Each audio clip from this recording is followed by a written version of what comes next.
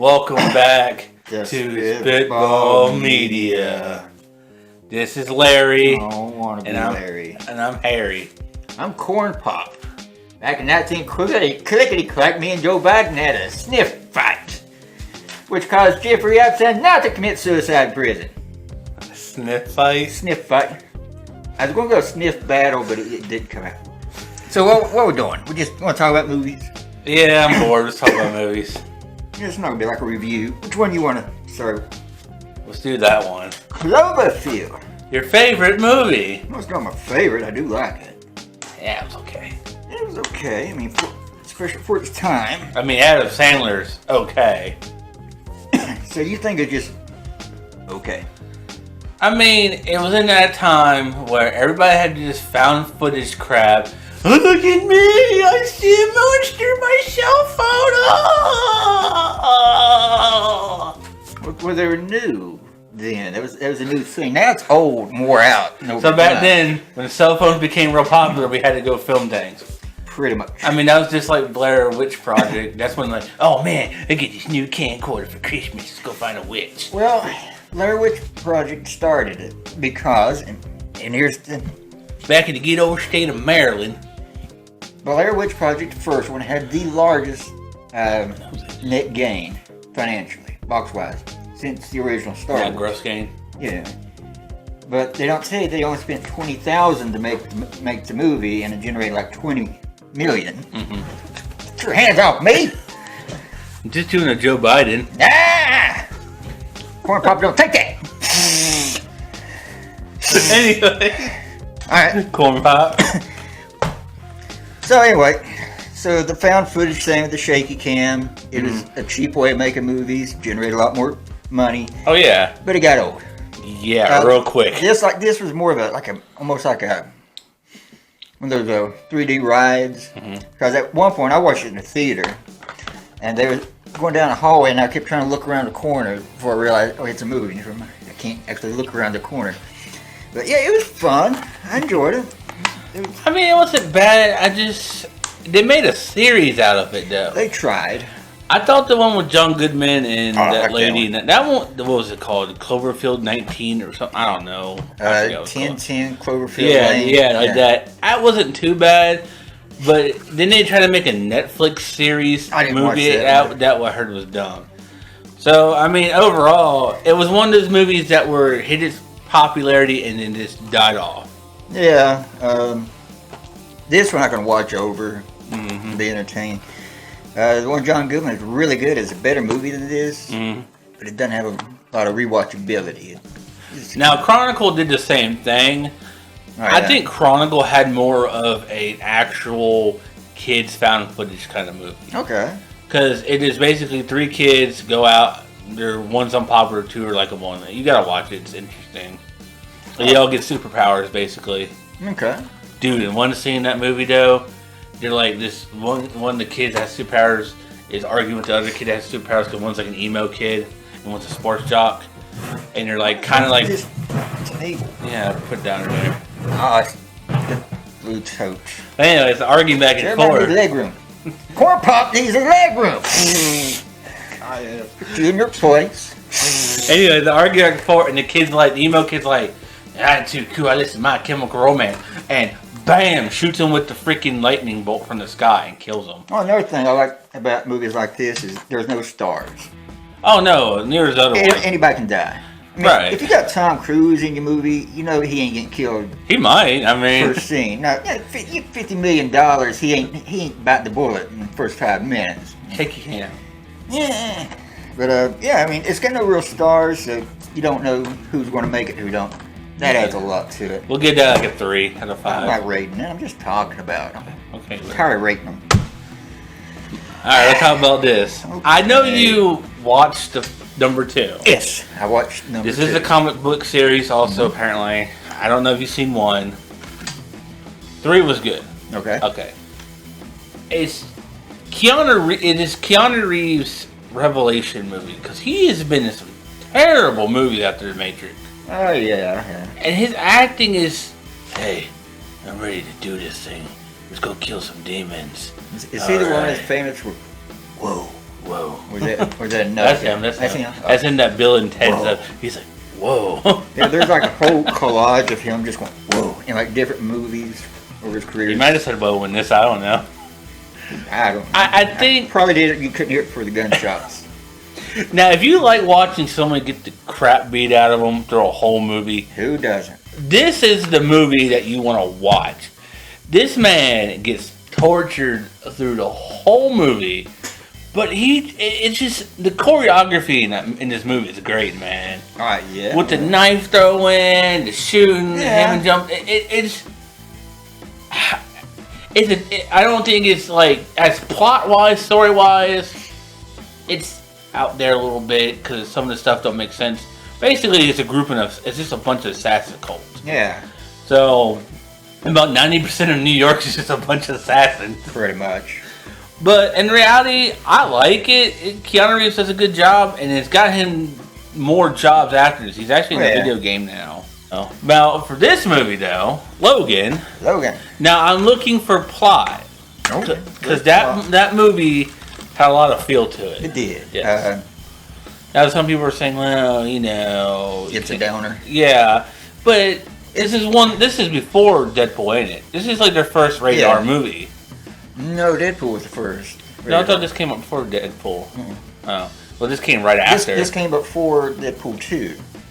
Because the Deadpool 2, Deadpool 2, yeah, they did a lot of like parts of this in their their trailer. This first superhero movie, I really enjoyed it. Yeah, it was great. I mean, Hugh Jackman. How long has he been doing? God, for years. This is what, the late 90s? I think the first one came out like 2000-ish. Okay, I mean that's a long time. Well, if you go off, I have some other YouTubers I watch. I think I watched Nostalgia Critic. He mentioned that superhero movies were not good until X-Men came out. Right. X-Men kind of set a bar to build on. Because you really want to watch Steel with Shaq in it. No. Blade set a standard. It is technically a Marvel movie. Yeah. That was not bad, but it had some goofy 90s stuff in it. Well, the 77 Superman, that was a great movie. It still holds up. It's still a lot of people's favorites. It had that bubblegum movie texture to it, though. So other movies coming out, they couldn't quite get that. Then you had 1989 Batman, super dark, and that changed the game. Then Marvel come out with X-Men movies, and then that changed everything to a whole different level. Patrick Stewart, everybody in it. Stephen Merchant, he just came out of nowhere. I don't know who that is, though. He's one of the co-creators of the British The Office. He's about 7 foot tall. He played the albino. Oh, that's who that guy was? Yeah. Okay. He just came out of nowhere, and he's just so unexpected. He just really sets the tone for how the movie's going to go from there on out. The little girl, I thought, did a great job. Now, the only problem I had about her, I like her attitude, but being silent through the whole movie, how do you feel about that? I get she's supposed to be Hispanic, but it could have made her English. Not Hispanic. She was just raised in like the Mexican laboratory orphanage. Well, I get that, but it could have made her speak English and just kind of give her more dialogue. Being her silent the whole movie was kind of like, I liked it. You did? Yeah. I felt like she could be a little witty. If she talked, it would just kind of ruin the mystery, the mystique, because you're finding it out as, Logan's finding out. Right. Then, Patrick Stewart finally has to, she's your daughter, dummy. Ooh, okay. That explains what you got crowds and stuff, I guess. Yeah, I think the audience picked up on it before the reveal. Now, when they did the clone of Wolverine, I thought that was kind of... I liked that one. I thought it was kind of weird. It was weird, and that's what I liked about it. It was so unexpected and out of left field. Well, they already had a super group kind of going out. They had that weird military thing. Yeah. The best robotic hand in any movie, because it functions like a normal hand, and like one wire gets plugged and you just. And I thought I liked that. That was fun. All right. That shows he's not indestructible. He's not indefensible. I mean, he's quite prone to breaking down. It also shows Logan's not indestructible anymore. No, he dripping slime out of every cut. It can't get one of the blades out all the way. But yeah, it's him. He's falling apart. He's like hundreds of years old at this point. Oh yeah, he's like starting the Civil War, didn't he? Yeah, and the adamantium's got to be starting like rust after a while, or causing bone Can you imagine problems. just having something rust inside of your bones starting to rust? Well, it happens though. I mean, Yeah, in life, our bones rust. Well, no, not so much rust as you have metal inside of you. You can feel it. All right. What about the death? I thought it was good. I mean, he went out like a hero. I agree. But she also helped too, so she was good. I like the fact they left the ending kind of open. Mm-hmm. I like that. Normally, I wouldn't if there's never going to be a sequel to it. Mm-hmm. But this, I thought, okay, this is the end of Logan's story. Mm-hmm. We might hear about these kids' story someday. Right. But that hasn't happened yet. But I really liked it. So, with that one, though, let's go with this. Bohemian Rhapsody. I'm gonna be honest with you. I like Queen songs to a point. I mean, I didn't grow up with them really. You didn't grow up on stage with Queen? No, I did not grow up on stage with Queen. Running to their house as a child, playing with their kids. We're not his kids. Ew. The other band's kids. Oh, you know it. Anyways, I try to watch it. I mean, I've never met the man, but the actor that portrays this man, he portrays him as a snobby dick the whole time. And it's really off-putting. And he may have been a douchebag in life, but it's just to a point where I don't feel any sympathy for this man because he's a douche. And that's a lot of rock and roll people. Most celebrities. That is a lot of celebrities, but... And also, too, the actor who played him did not look like him at all. I'm going to talk about this since it's in here, too. All right, we'll get in there. I'll tell you here in a minute. Okay. What do you think? I mean, to me, he did not look like him. You could tell. I don't think he was actually singing the music. He wasn't, no. It just... I'm going to get to that part. I don't know. I didn't like it. Freddie Mercury... There was Freddie Mercury that was in public, and there was a Freddie Mercury that was in his house or behind closed doors. He based most of his performance off the interviews of Freddie Mercury. In the interviews, he is very he's catty, he's kind of snappy. There was one that said, I watched recently, and they asked, "What about children? Would you like to have children?" He goes, "Well, darling, I'm rich. I can just buy one of those." And he was being funny, but it was got catty funny. Right. And it's snarky, and then he goes back. Yeah, I would, someday, the right woman, I'd have kids. But I think that's what he was kind of basing it off of. But he's not getting the charm that he had. Yeah, there was no charm. Yeah, Freddie Mercury, he had that cattiness to him, but he also had some charm to back it up. No, he didn't do singing. No, and there was obviously to do singing. This actor's, what was his name? I know he played in the show because my mother was like, he played in some TV show right down here. I don't have my glasses. That's why I can't see it.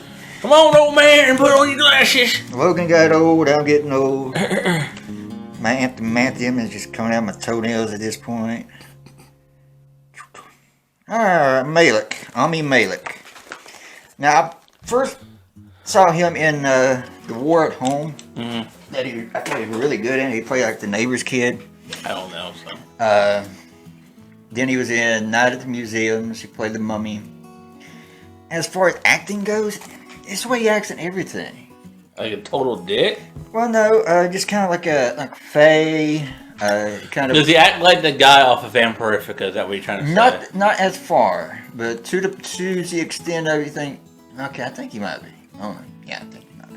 But because you can, what he portrayed Freddie Mercury as, you could tell off the bat he was gay. Freddie held his gayness. I don't know what to say, but yeah, you could for a while you didn't know he was gay until you said, "Oh, hey world, I'm gay. I have AIDS, so that's why I have AIDS." I'm cutting that part out